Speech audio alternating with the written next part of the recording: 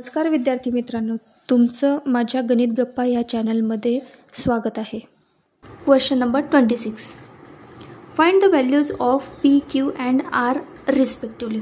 बघा या ठिकाणी आपल्याला इक्वेशन दिलेलं आहे P P R minus P 4 आणि आन्सर येईल पी क्यू 3.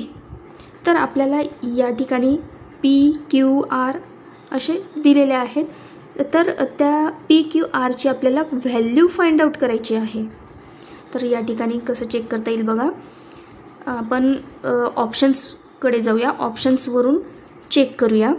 बघा ऑप्शन ए काय दिलेला आहे 0, 8 अँड 7.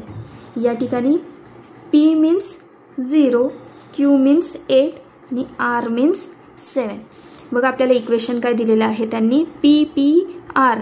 पी मीन्स काय 0, 0. आर मीन्स काय 7 minus P means 0, 4 as it is. आन्सरमध्ये 7 मायनस 4 किती येईल 3.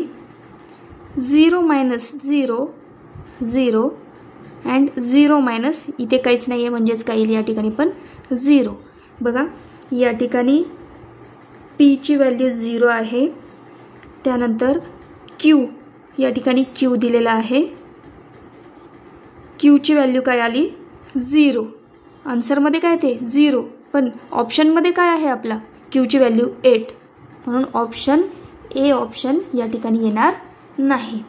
चला तर मग नेक्स्ट ऑप्शन चेक करूया असाच. बघा ऑप्शन बी दिलेला आहे 8, 0, 7 पी क्यू आर. बघा या ठिकाणी पीची व्हॅल्यू काय दिलेली आहे 8, क्यूची व्हॅल्यू आहे 0 आणि आरची व्हॅल्यू आहे 7. पी मीन्स या ठिकाणी आपल्याला इक्वेशन दिलेलं आहे पी पी आर म्हणजे काय येईल 8, 8 आरची व्हॅल्यू काय आहे 7 मायनस पीची व्हॅल्यू काय आहे 8, 4. बघा यांचं सबस्ट्रॅक्शन करूया. 7 minus 4 3, 8 minus 8 0, 8 minus not anything म्हणजेच काय येईल 8 ॲज इट इज येईल. बघा या ठिकाणी पी क्यू आणि ही व्हॅल्यू काय आहे आरची. बघा ऑप्शन्स चेक करूया.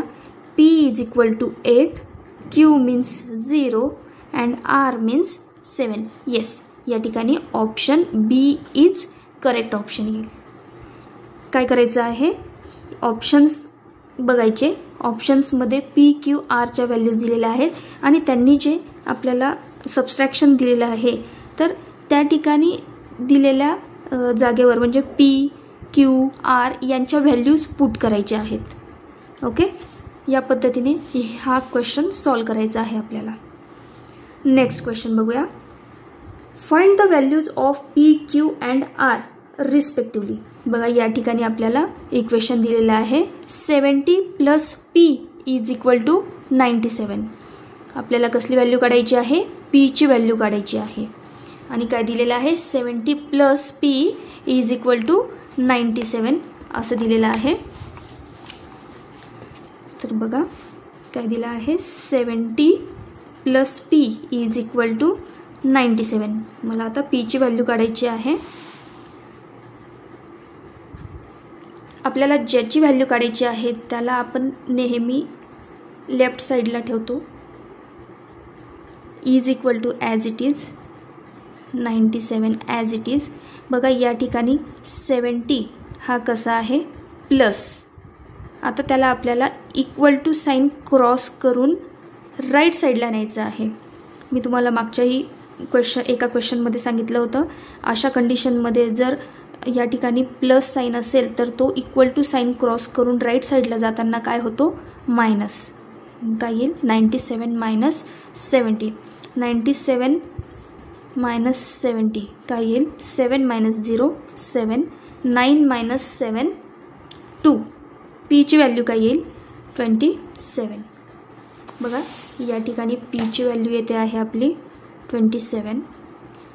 नंतर क्यूची व्हॅल्यू काढायची आहे 97 minus 54. 97 minus 54 7 minus 4 3, 5 minus 4 9 minus 5 4. क्यूची व्हॅल्यू काय मिळाली 43. 43 plus 30 is equal to R. क्यूची व्हॅल्यू काय मिळाली आहे आपल्याला 43. 43 प्लस 30 किती येईल 43 प्लस 30 3 4 प्लस 3 7. आरची व्हॅल्यू काय मिळेल 73. बघा ऑप्शन्समध्ये चेक करूया. ऑप्शन्स पीची व्हॅल्यू 27. ऑप्शन ए सी आणि डी तिघांमध्ये पीची व्हॅल्यू काय दिसते आहे 27. क्यूची व्हॅल्यू चेक करूया. क्यूची व्हॅल्यू काय होती 43. क्यूची व्हॅल्यू ऑप्शन सी आणि सी मध्ये दिसते आहे आणि आरची व्हॅल्यू काय मिळाली आहे 73. बघा ऑप्शन सी मध्ये आरची व्हॅल्यू 73 दिलेली आहे म्हणून या ठिकाणी option C is correct option. Okay, next question पाहूया. Identify the number. बघा या ठिकाणी काही स्टेटमेंट्स दिलेले आहे त्याच्यावरून आपल्याला नंबर आयडेंटिफाय करायचा आहे. ओके, एक एक स्टेटमेंट वाचते मी, त्यावरून आपण नंबर कोणता येऊ शकतो ते चेक करूया. फर्स्ट स्टेटमेंट आहे I am an even number. Okay, त्यांनी काय सांगितलं आहे मी कसा नंबर आहे इवन नंबर आहे. इवन नंबर कसे ओळखतो आपण ज्या नंबरच्या शेवटी 0 2 4 6 किंवा 8 यापैकी कुठलाही डिजिट असेल. ज्या नंबरच्या युनिट प्लेसला यापैकी कुठलाही डिजिट असेल तर तो नंबर कसा असतो इवन नंबर असतो. चला तर मग ऑप्शनमध्ये चेक करूया. 92 याच्या युनिट प्लेसला काय आहे 2 म्हणजे हा नंबर कसा आहे इवन नंबर आहे. 29 याच्या युनिट प्लेसला 9 हा डिजिट आहे, हा इवन नंबर नाही म्हणून ऑप्शन बी कॅन्सल. ऑप्शन बी नाही येणार. 36 याच्या युनिट प्लेसला काय आहे 6. 6 हा कसा आहे इवन नंबर आहे म्हणून हा पण इवन नंबर येऊ शकतो. त्यानंतर ऑप्शन डी 63 3 याच्या ह्या नंबरच्या युनिट प्लेसला काय आहे 3 हा डिजिट आहे म्हणून हा नंबर कसा आहे ऑड नंबर आहे. त्यांनी काय सांगितलं I am an even number, मी इवन नंबर आहे म्हणून ऑप्शन डी पण या ठिकाणी येणार नाही. तर आपल्याला अजून पुढचे स्टेटमेंट चेक करून बघायचं आहे ऑप्शन ए करेक्ट आहे की ऑप्शन सी करेक्ट आहे. सेकंड स्टेटमेंट दिलेलं आहे त्यांनी माय 10th digit is greater than my 1st digit. Okay, माझा जो 10th डिजिट आहे तो 1st डिजिटपेक्षा कसा आहे मोठा आहे. बघा 10th प्लेस आहे ही आणि ही 1st प्लेस आहे. 1st प्लेसला 2 आहे आणि 10th प्लेसला 9 हा डिजिट आहे. त्यांनी काय सांगितलं आहे माय 10th digit is greater than my 1st digit. माझी 10th जी डिजिट आहे ती 1st डिजिटपेक्षा कसा आहे मोठा आहे म्हणजे 10th प्लेस कशी आहे मोठी आहे. 2 पेक्षा 9 हा कसा आहे मोठा आहे. ऑप्शन ए येऊ शकतो. ऑप्शन सी चेक करूया. बघा याची युनिट प्लेस काय आहे 6 आहे, 10th प्लेस काय आहे 3 आहे. त्यांनी कंडिशन काय दिलेली आहे 1st डिजिटपेक्षा 10th डिजिट मोठा आहे. या ठिकाणी 10th डिजिट कसा आहे स्मॉल आहे 1st पेक्षा म्हणून ऑप्शन सी पण या ठिकाणी येणार नाही म्हणजे आन्सर काय येईल आपलं option A is correct option येईल. अजून पुढचे स्टेटमेंट्स पण चेक करून घ्या. I am less than 100 but more than 90. बघा हे तिसऱ्या स्टेटमेंटची कंडिशन पण ऑप्शन ए फुलफिल करतो आहे. काय सांगता आहे आय एम लेस दॅन 100. 92 हा नंबर कसा आहे 100पेक्षा लहान आहे बट मोर दॅन 90 पण 90पेक्षा मोठा आहे. 92 हा 90पेक्षा मोठा आहे आणि 100पेक्षा लहान आहे. पुढचं स्टेटमेंट पण चेक करून घ्या. The difference of my digit is 7. माझे जे डिजिट्स आहेत त्यांची जर सबस्ट्रॅक्शन केली त्यांचा जर डिफरन्स काढला तर आन्सर काय मिळतं 7. बघा 9 हा एक डिजिट आहे आणि 2 हा डिजिट आहे 92 या नंबरमध्ये. 9 - 2 जर केलं तर आन्सर काय येईल 7. बरोबर काय म्हटलंय ते the difference of my digits is 7. आलं 9 - 2 इज इक्वल टू 7 म्हणजे या ठिकाणी option A is correct option आहे. चला तर मग नेक्स्ट क्वेश्चनकडे जाऊया. Question number 29.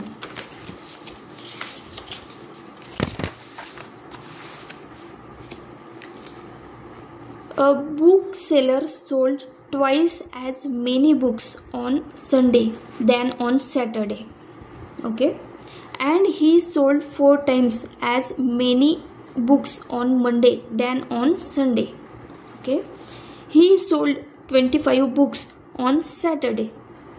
How many books did he sell on Sunday and Monday respectively? बघा, सगळ्यात अगोदर क्वेश्चनचा मीनिंग लक्षात घ्यायचा आहे.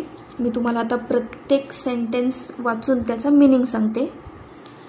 अ book seller sold twice as many books on Sunday than on Saturday. एक बुक सेलर आहे, त्याने सॅटर्डेला जेवढे बुक्स विकले आहेत त्याच्या ट्वाइस बुक्स त्याने संडेला विकले आहेत. म्हणजे जर सपोज सॅटर्डेला त्याने 5 बुक्स विकले असतील तर त्याने संडेला किती बुक्स विकले? ट्वाइस म्हणजे दुप्पट. 5 + 5 म्हणजे किती? 10 बुक्स विकले आहेत. ओके, हे मी एक नुसतं समजण्यासाठी, या सेंटेन्सचा मिनिंग समजण्यासाठी तुम्हाला हे फॉर एक्झाम्पल दिलं आहे. तर पुढे चेक करूया अजून पुढचं स्टेटमेंट काय आहे. And he sold 4 times as many books on Monday on the Sunday. आणि त्याने मंडेला किती बुक्स विकले आहेत? संडेला जेवढे बुक्स विकले आहेत त्याच्या 4 टाइम्स बुक्स विकले आहेत. म्हणजे मंडेला जास्त बुक्स विकले आहेत संडेपेक्षा, पण किती टाइम्स? 4 टाइम्सने जास्त बुक्स विकले आहेत. He sold 25 books on Saturday. जर त्याने सॅटर्डेला 25 बुक्स विकले, then how many books did he sell on Sunday and Monday respectively. तर त्याने संडे आणि मंडेला किती बुक्स विकले आहेत हे आपल्याला काढायचं आहे. बघा, सगळ्यात अगोदर काय दिलेलं आहे त्यांनी? सॅटर्डेला किती बुक्स विकले आहेत? 25 बुक्स विकले आहेत. He sold 25 books on Saturday. सॅटर्डेला किती बुक्स विकले? 25. पहिलं स्टेटमेंट बघा. A book seller sold twice as many books on Sunday than on Saturday. सॅटर्डेला जर त्यांनी 25 बुक्स विकले आहेत तर संडेला किती विकले आहे? सॅटर्डेच्या ट्वाइस बुक्स विकले आहेत.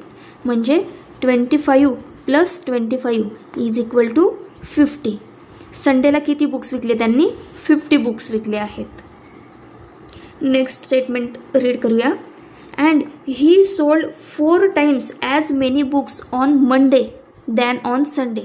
आणि मंडेला त्यांनी किती बुक्स विकले आहेत? संडेच्या 4 टाइम्स. संडेला जर त्यांनी 50 बुक्स विकले आहेत तर त्यांनी मंडेला संडेपेक्षा 4 टाइम्स जास्त बुक्स विकले आहेत. म्हणजे 50 बुक्स हे त्यांनी 4 टाइम्स विकले आहेत. म्हणून 50 + 50 + 50 + 50 काय येईल? टोटल 200. म्हणजे त्यांनी मंडेला किती बुक्स विकले आहेत? 200 बुक्स विकले आहेत. बघा, या ठिकाणी काय विचारलं आहे यांनी? How many books did he sell on Sunday and Monday respectively. तर संडेला आणि मंडेला त्यांनी किती बुक्स विकले आहेत? संडेला किती बुक्स विकले आहेत त्यांनी? 50. मंडेला किती बुक्स विकले आहेत त्यांनी? 200. बघा, ऑप्शन चेक करा. Option D is correct here. संडेला 50 बुक्स विकले आहेत आणि मंडेला 200 बुक्स विकले आहेत. या ठिकाणी option D is correct option आहे. सगळ्यांना क्वेश्चनचा मिनिंग लक्षात आला का? क्वेश्चन कसा सॉल्व केला आहे हे देखील सगळ्यांना लक्षात आलंच असेल. जर काही अडचण असेल तर तुम्ही मला कमेंट बॉक्समध्ये कमेंट करून तुमचा डाऊट विचारू शकतात. चला नेक्स्ट क्वेश्चनकडे जाऊया. Question number 30. Find the value of star. Okay, स्टारची व्हॅल्यू फाइंड आउट करायची आहे. खाली आपल्याला त्यांनी इक्वेशन दिलेले आहेत, 2 इक्वेशन्स दिलेले आहेत. बघा काय दिले आहे? 4 स्टार्स दिले आहेत. 4 star plus 2 triangles is equal to 96. हे आहे आपलं इक्वेशन नंबर 1. अजून दुसरं स्टेटमेंट काय दिलेलं आहे त्यांनी? दुसरं इक्वेशन दिलं आहे 2 star plus 2 star 2 triangle is equal to 62. Okay, तर आपल्याला एका स्टारची व्हॅल्यू फाइंड आउट करायची आहे. बघा, तर आता या ठिकाणी हे इक्वेशन कसं सॉल्व करू शकतो आपण, हे आपलं आहे इक्वेशन नंबर 2. आपल्याला काय दिलेलं आहे त्यांनी, 2 star plus 2 triangle is equal to 62. बघा, जर मी इक्वेशन नंबर 1 मध्ये इक्वेशन नंबर 2 ची जर व्हॅल्यू याच्याऐवजी मी 62 लिहू शकते की नाही.